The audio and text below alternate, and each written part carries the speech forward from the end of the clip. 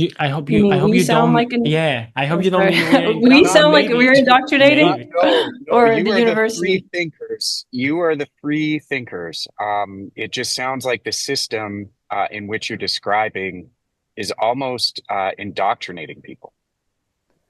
Well, It that's is. funny, the indoctrination and doctors, and I mean, there's something to that lineage of word choice that isn't consciously chosen by some kind of person trying to indoctrinate people, but yeah. A doctrine shouldn't be something inherently negative, right? Right. It's kind of a package. It's a package of tenets and beliefs and even maybe practices.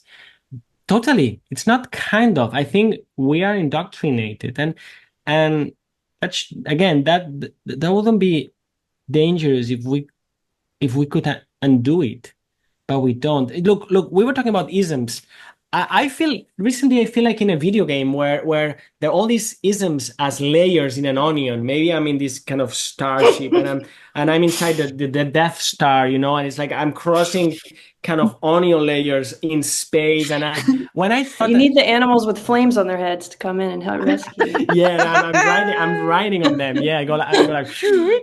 No, but you see, I thought okay, materialism. I mean, I, I will sound too self secure now, but it's like materialism. I got rid of that. You know, don't believe that shit anymore, and reductionism and all of that. No, okay, so I'm done with isms. No.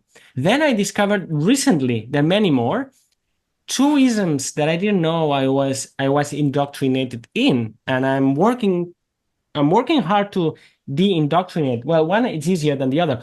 The first one is secularism. It's like, you know, they sell you these three for the price of one package. It's like, no, I only wanted shampoo, you know? I only wanted shampoo. Well, hair conditioning is important, and I've discovered this recently since the pandemic. But why dyeing my hair? You know, I don't want the three for one. I don't want red Yeah. hair. I just want clean hair, right? So the three type of for the price of one was, you know, materialism, reductionism, and mechanicism.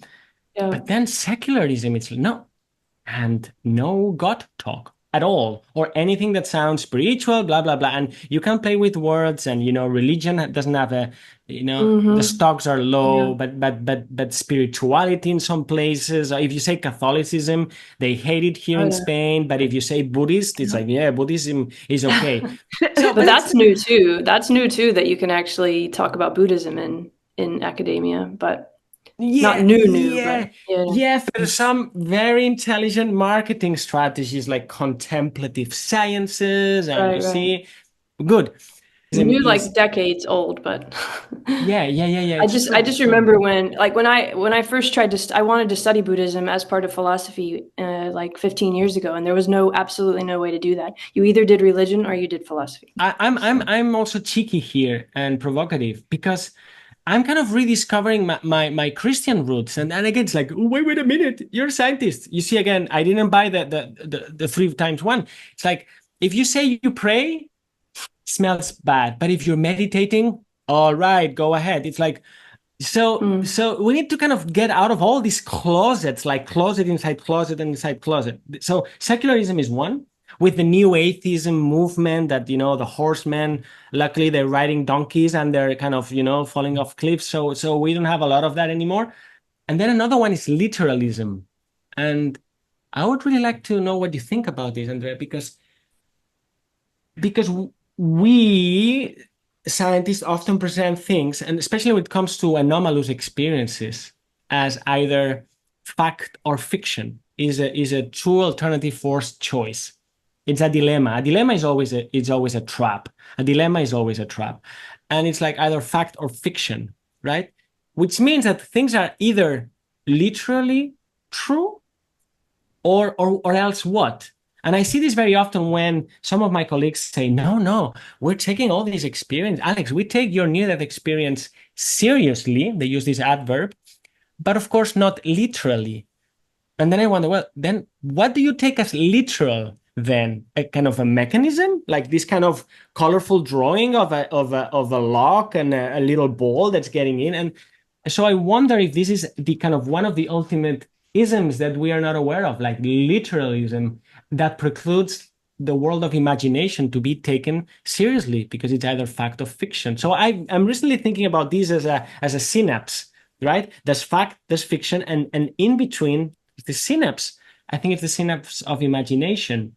And a lot of what I say is like I try not to be scientific about it, but very many times I'm too literal in my thinking yet.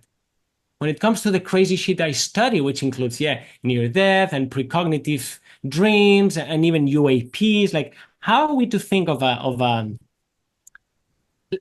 this summer I met an 84-year-old woman who saw the Virgin Mary 80 times from the age of 7 to the age of 16.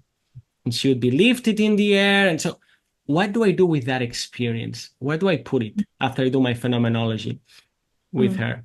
Fact or fiction? Interesting. Yeah.